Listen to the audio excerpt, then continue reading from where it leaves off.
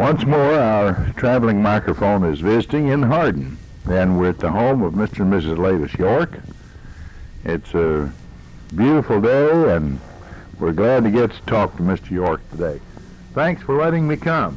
You're welcome, Chuck. I'm glad to have you. Mr. York, do you mind telling us how old you are when you were born? No, not a bit. I was born in 1902.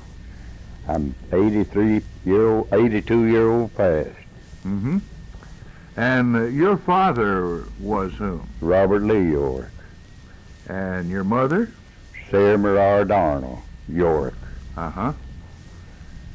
Mix the Darnells and the Yorks. Well, there are a lot of those around Marshall County, and we've had wonderful histories from all of them. Do you happen to remember your grandparents on either side? Well, one of my grandparents, on my daddy's side, the father, he died before I was born. But I remember my grandparents on my mother's side, Jacob Darnell and Janie Darnell. Mm-hmm. Well, that's fine. Were you born in this county? No, I was born in Graves County. Mm-hmm. You know where Slabtown was? Oh, that's what they used to call Simpsonia. It's Simpsonia now, but it used to be Slabtown. I was born about 4 or 5 miles north of Slabtown. Just after you get through Slabtown, you turn to your right and went about 2 or 3 miles up there. Mm-hmm. I lived there until I was almost 6 years old. You know, it just so happens that I was talked to a fellow last night who said he was from Slabtown, and I went to Dwayne McIntosh's birthday party, and this was Bill Powell, and he lived at Simpsonia for a long time. Turner and Nanny Powell, my dad was, I don't know whether he was the best man, anyway, he was one of the witnesses at the wedding a long, long time ago. And so Bill always claimed to be from Slabtown, though, although his parents were really from around Hardin. Well, where did you go to school? Did you go in Graves County? No, I didn't ever go in Graves County. I went to Jackson School, my first school. Then we moved we lived up close to Slickback Road, where it joins the Oak Grove Road. Mm-hmm. And I had a school at Oak Grove at that time, and we moved up close to Oak Grove, and I went there as my second year at school. Then I went from there, we moved over to where I growed up, and I went to Marshall County School, Darnell School. I'll get it right directly. Mm-hmm. The rest of my schooling was there. So you had 3 different schools. You started to Jackson, and then you moved over to Oak Grove, and then finally to Darnell. That's right. Now, Darnell might have been some of your your mother's folks. Well, I don't know. It was on, Darnell School was on what was called the Uncle Lynn Humphrey's place at that time. It was about half a mile off of the road, off of this Wadesboro and Paducah Road. Mm-hmm. And then I went there for about 3 or 4 years or 5, I don't know which, and they built a new one out here on the road, and I moved there and went there the rest of the time. You remember any of the teachers that you ever... I remember all of them. I'll tell you one, and Isla told you, she went to Walter Seaford. I went to Walter my first year. Uh-huh. Back then, Ray, we started in July, the 1st of July. And of course, my birthday was the 9th of July. Well, I started school the 1st of July, and I become 6 years old. Uh-huh. And I tell you, young people can't understand now, but at that time, the schools you've seen them, just had 2 doors in front. Yes. Walter had a line in the center of that school, and the boys played on one side of that line, the girls on the other. And he enforced that pretty well. Yeah. Of course, he couldn't keep me there. My buddy had 4 or 5 sisters, and he didn't know much about the boys, and I played with him, and he'd have to run me across that line every so often. Well, those are great and precious memories, aren't they? Sure are. remembering the people you grew up with, and even the teachers. I guess you got a little mad at them from time to time, but you got over it. Didn't like them then. No. But later on, we seen where we was mistaken in them. Yeah. You knew one of my teachers well, Ambrose Thompson. Oh, yeah. See, he taught me 2 years straight. Uh-huh. Ambrose was rough. He made you mind, that's one thing. Well, where there's discipline, generally you learn more, though. That's right. Yeah. Of course, I didn't like him at that time because thought he was rough on me. Yeah. But later on, he turned out to be a good friend. Uh-huh. Oh, that's wonderful. And you mentioned playing. You played on one side of the line and That's so on. right. You remember any of the games that you enjoyed? Well, now we didn't play this game on that way on the east side of the line because we'd get there before the teacher did. Played Ante over. You've heard of that, I know. Oh, I played it. I went to a one-room school. Yeah. Graduated from one. I was telling him the other day, never forget Lucy Gore, that was Uncle Willie Gore's daughter. We was playing Ante over, and then wasn't no stock law. Hogs was running outside, stock was running outside. We got the ball and started around running, and she run over a pig and just put her head over it. Oh, my. Well, you know, this morning I was walking along looking at the sky and the birds, and I got scared. I looked down, I thought a bear had me.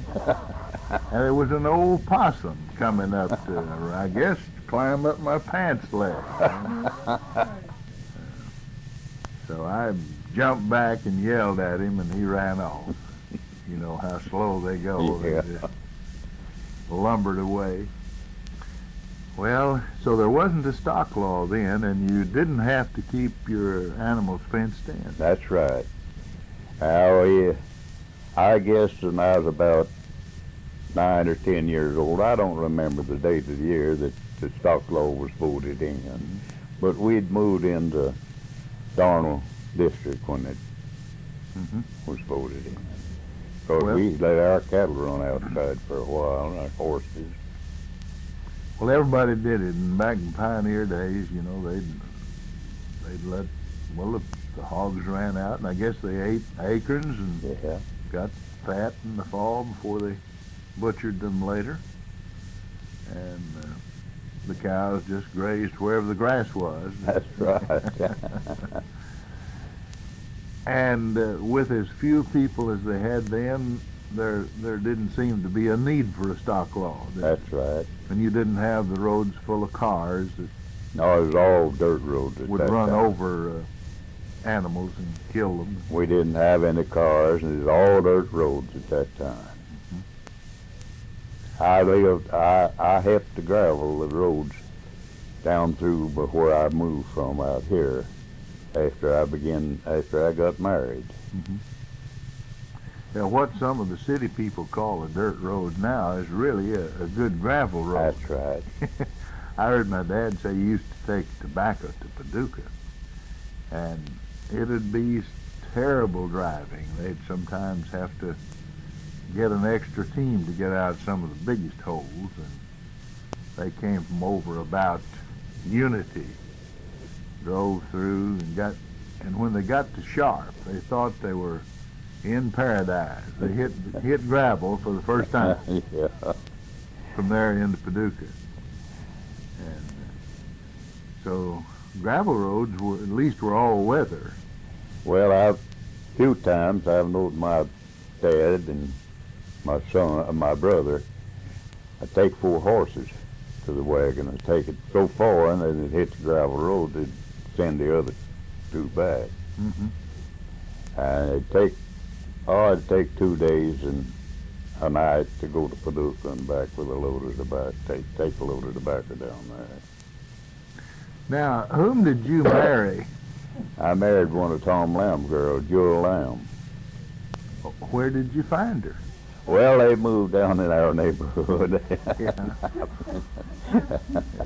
back then, Ray, we didn't have places to go like they got now. We just had church and dances in the wintertime and play parties and so forth. Mm-hmm. And I met her, I guess, at a party. I don't know where, but I guess at a party or either there or at church one. I don't know which.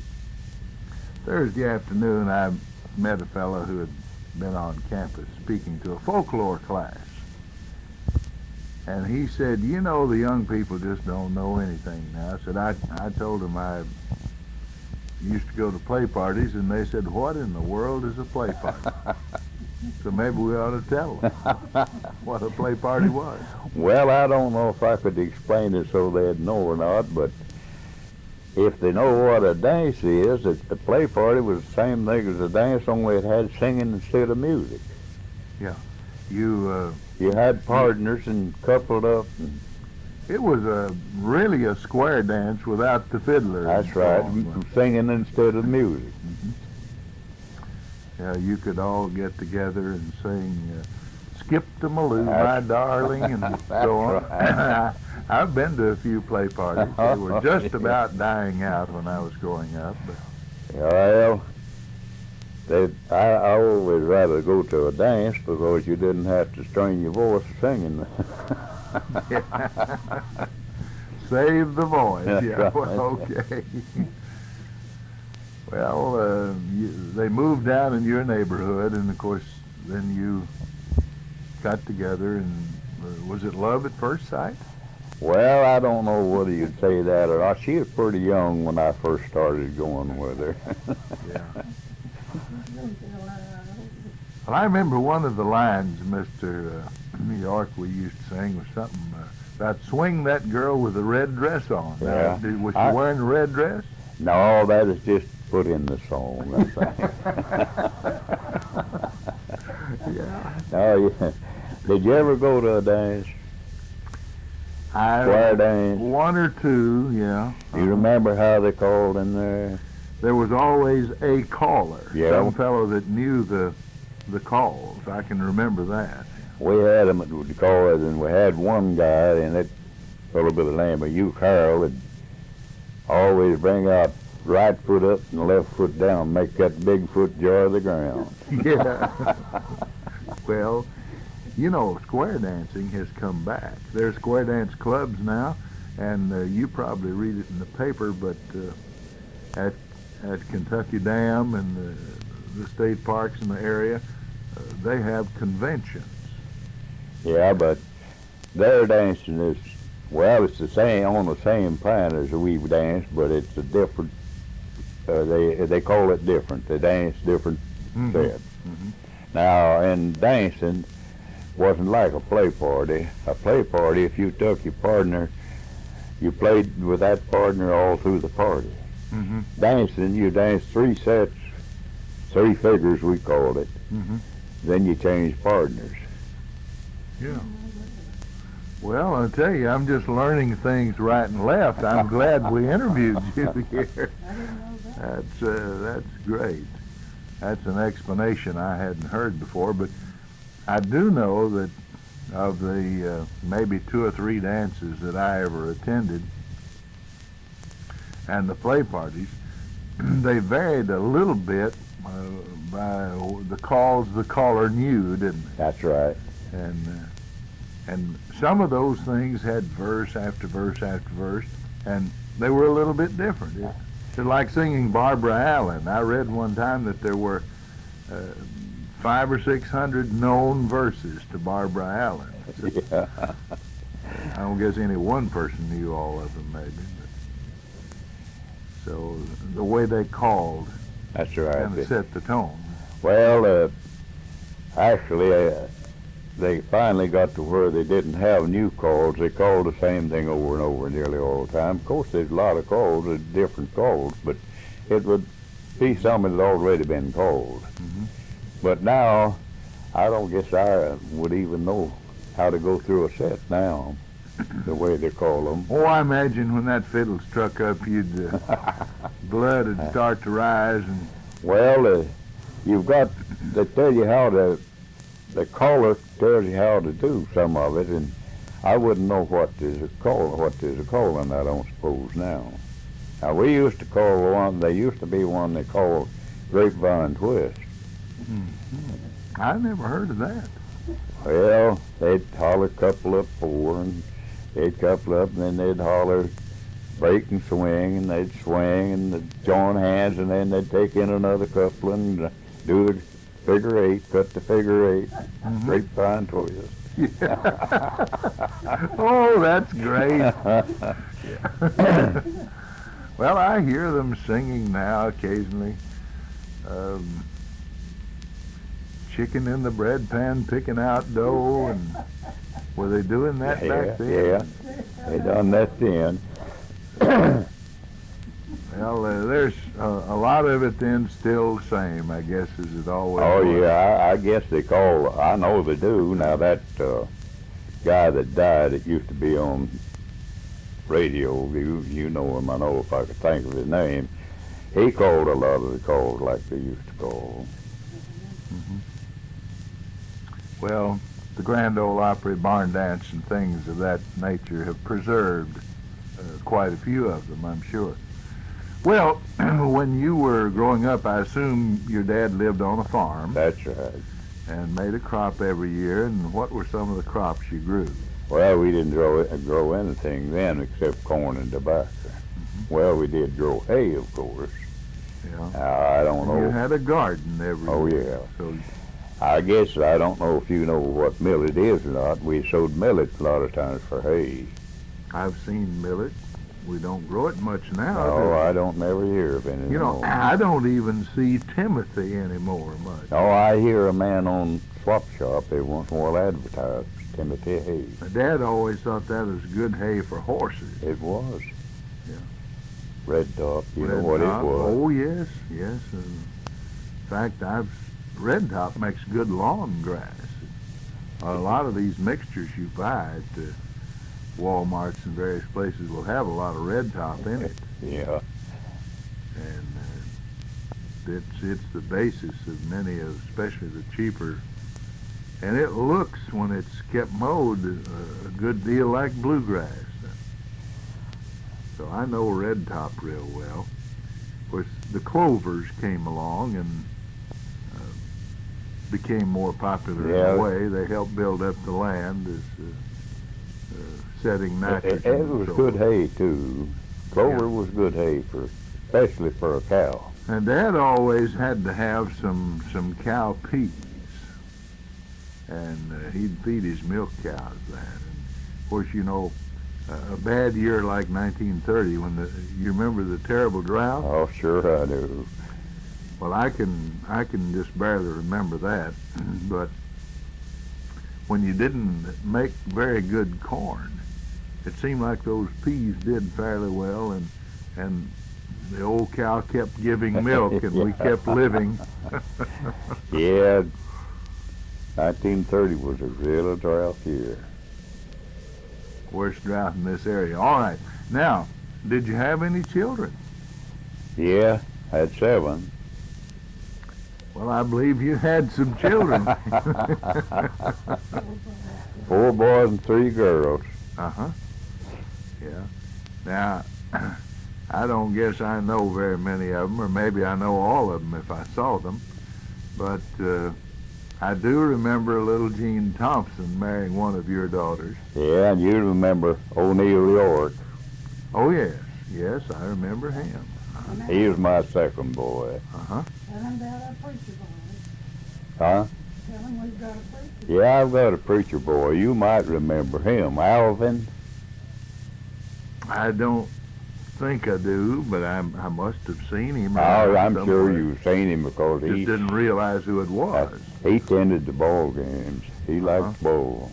He didn't play, but he liked it. Well, Thompson was a good player. Yeah, and Neil was fairly good. Mm-hmm. Yeah. Then I had another boy that played some. I don't know if you was calling broadcasting when he was playing. Jerry York. Mm-hmm. Yeah, I remember him. He was a fair player, but they all like ball game yet. They all like ball games yet. I know Gene Thompson does Yeah. because I see him at some of the games. Yeah, he does. And see him around at restaurants now and then where you go to eat and so forth. Well, do you have any grandchildren? Yeah, I have a few. I have 16 grandchildren. Oh, me. And 3 step-grandchildren. Uh-huh. Well, now I wouldn't ask you to name all of them. No, because- I don't know if I could or not. I've got 3 great-grandchildren. 3 great-grandchildren. That's right. Well, let me ask you, are they near enough that you get to see them? All of them but 2 are, and I get to see one of them very often. One of my daughters lives in Battle Creek, Michigan. I get to see her. Then I've got my youngest boy lives in Arizona. I don't get to see him too often. Mm-hmm. The others, my oldest boy lives at Mayfield, and the others lives here at Hardin except Jerry, and he lives at Paducah. The others live here in Hardin, close Mhm. to Hardin. Well, did you, after you married and so on, did you keep farming, or did you ever work at anything else? Oh yeah, before I married though, I worked in Ohio. I went to Cleveland, Ohio in 22, I guess, and I stayed there till about 26, I guess. 20. Mhm. I went to That- Detroit. That's a little twist on the usual family from Marshall County went to Detroit, didn't it? Yeah, well, I went to Detroit in 26, Uh-huh. but it didn't stay very long. I didn't like Detroit. Yeah. Of course, I stayed in Cleveland 3 or 4 years. I liked Cleveland the best. I went back to Cleveland. Well, you know, that's the way my dad was. He went to Detroit and tried to get a job, and he was never satisfied. So he liked Chicago. He worked for the Illinois Central Railroad. But he simply did not like Detroit. He didn't like making cars for some reason. You know, I worked for the New York Central Railroad. Oh, you did? I was mail transfer though. Uh-huh. Well, Dad was a boiler maker for the Illinois Central. They had steam engines then, Yeah. of course, and they had to work on those boilers every now and then, I guess, when they finished the run. Would you know what a coal cutter is? Is that the machine that goes in the mine? And No, what they called us a coal cutter. I coal cut what they call coal cutting. Uh-huh. You get up on the engine when the train stops in the station. You climb up on the engine and take the shovel and shovel coal down to the fireman where he can get it.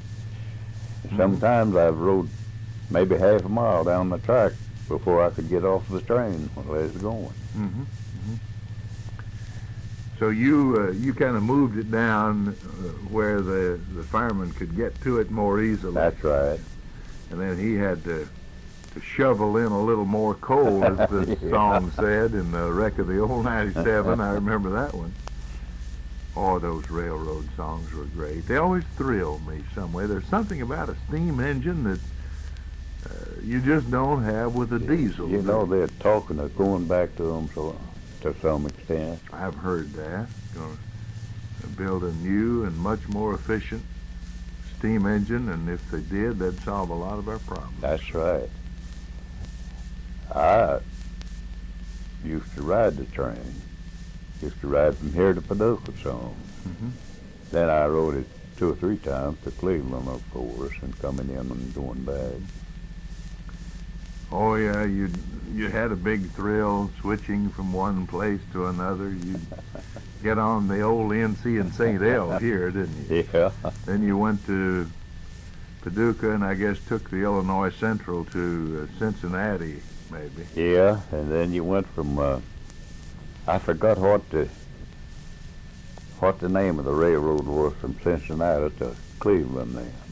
I wouldn't know. It could have been the Chesapeake in Ohio. I believe that's what it was. I believe that's what it Either was. that or the Baltimore in Ohio, one or the other. I believe it's Chesapeake. Mhm. I'm not sure. I remember their ads. They had this little cat asleep on a pillow. And they, But I really like to ride a train. oh, I did too. Yeah, when I saw that railroads were going to be gone forever, I guess it's been 20 years ago, I took my daughter and my wife and we went to Chicago and spent a long weekend. Right, we rode up on the city of New Orleans back when the railroad still ran them before the days of Amtrak. And then we came back on the Panama Limited, ate in the diner. Oh, that's living, isn't it? Yeah. You remember what we had to pay to ride from here to Paducah on the train? No, sir, I've forgotten all about what that was. 10 and 15 cents. Now, when I started to Murray State, I didn't have a ride, and part of the time I drove Ed Kello, who was editor of the Ledger, but didn't drive a car, and they supplied him with a car, but our schedules didn't always match, so I'd either come home at night. There was a train arrived in Hardin sometime like 8:30 or 9 o'clock in the evening, and we paid a dime for that for a while. And then, if I remember right, when World War II came along, the price went up to 20 cents. But and Yeah, I graduated in the class of 43. I think it was then costing 20 cents from here, from Hardin to Murray. Now, I guess it might have been you could have bought a book of commuter tickets or something. Well, That was cheaper, but I don't know about that, but it did go up from here to Paducah, too. mm-hmm. Eventually. Yeah. But at one time you could ride to Paducah for a dime. That's right. The first trip I ever made on the train was 10 cents to Paducah. But 10 cents was like $2. That didn't come easily, did No. it? What did you get for, did you ever hew any ties? I've heard my dad talk about making a few cross ties and getting a few dollars. No, I never did make any, but my dad hired Levi Smith to make ties for us, and my oldest brother, they called it scoring. You know what that was? Yes, sir. Well, I was with them, of course, out in the woods, and every chance I got, I'd get the axe and try to score. Mm-hmm. I was small. I didn't know how to do it. Well, we're just about to run out of time, but let me ask you if you think of any big, fancy tale you'd like to tell. No, I don't. Don't you know something funny you could No, I don't guess. happened in your life? I guess I'd have to study. I guess there's plenty happened, but I don't know what it was. I was telling the other day, Chris, or Ray, when I first come into going to Hardin, there was only two houses up there where Brian Jordan and Ted Adkins lived. Well, there wasn't one over there where Brian and them lives, and then J.V. Alford, you know where J.V. lives. I certainly do. Cut tobacco with him. That's the only two houses there was up there. There was trees all out there where that granary's at now. Mm-hmm. And I remember when World War I was ended, that Heath Elder Pace, Ted Pace, J.V. Alford, and I don't know who the other one was, come down through that on a open-top car. One of them held a shotgun up with his right hand and shot him. I can remember that. Celebrating the end of the war. That's right. Yeah. Well, I remember Mr. Alford's house and the Arnold boys that he raised, I guess. Yeah. Were, I only remember one of those boys. There's just one. There's two of them, but I just remember one, Joe. there's one named Bob, a little older, I guess, than Joe. Yeah, Joe was the youngest, I think. I see Joe from time to time collecting fares on the parkway. Yeah. Over there. Well, it's been a pleasure to visit with you and your wife here on this wonderful day, and thank you for letting me come. You're welcome. I'm glad to have you. And this, we'll just say, has been Oral History again with Ray Mofield, visiting in the home of Mr. and Mrs. Darnell, right in the middle, as Shelby McCallum used to say, in the heart of downtown Hardin. That's York instead of Darnell. York. You got me off there talking about your mother, didn't you? Yeah, York, excuse me.